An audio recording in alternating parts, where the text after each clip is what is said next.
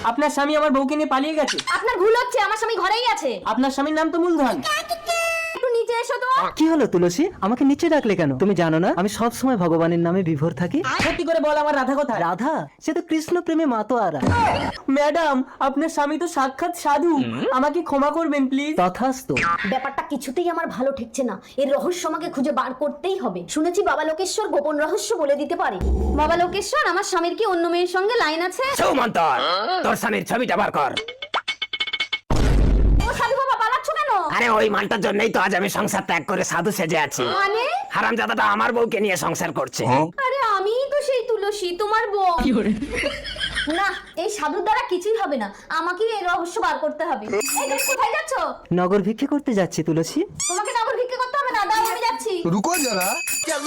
রাধা বেরিয়ে এসো, পুরো ঘর ফাঁকা, আমি আর তুমি।